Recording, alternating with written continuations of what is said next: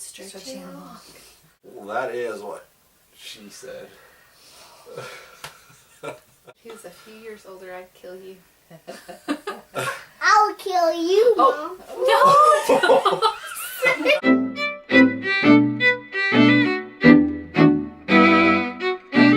Howdy, y'all. It's overcast and cloudy today, and I think that's very fitting, considering the mood and the occasion.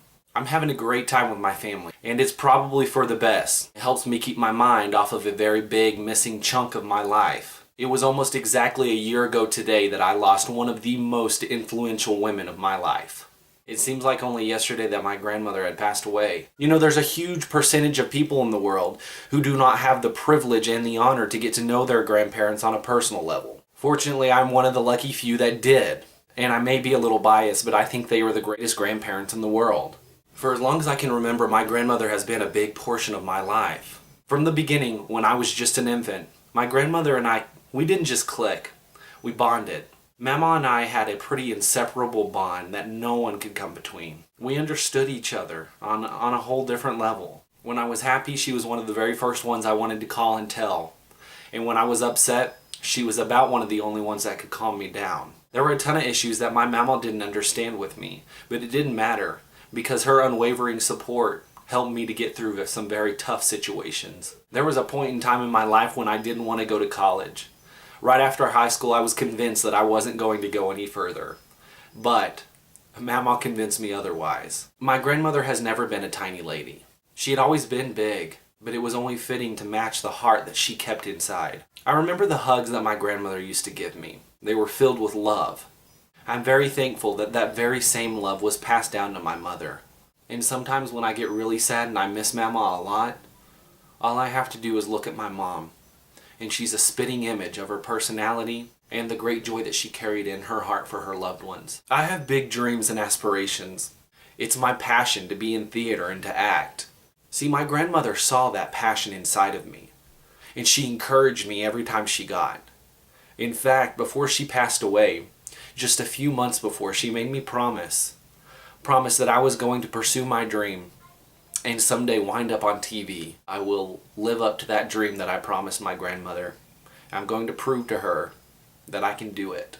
I think one of the things that I admired most about my grandmother, that she was true to her convictions. My grandmother usually pretty much made up her opinion about you within the first 5 seconds that she met you, which could either be a really good or a really bad thing. But never did I know her to be just outright hateful and ugly to someone. My grandmother was famous for writing small little letters to people, just to let them know exactly what was on her mind.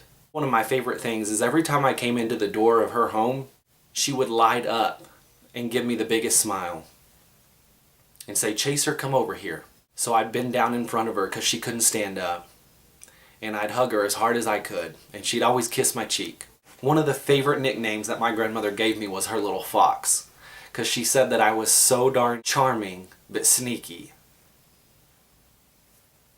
I'm not sneaky. It was really hard for me to watch my grandmother the years after my grandfather passed away. It was like a bit of her died. She had been married to my grandfather for more than 60 years, and to me that's saying something. You could tell that my grandmother was sad. And I'm still not convinced to this day that she didn't die of heartbreak. I'm one of the very lucky few that gets to hold on to the great memories that my grandmother gave me. There's not a day that goes by that I don't think about her. I miss her. I miss her every day.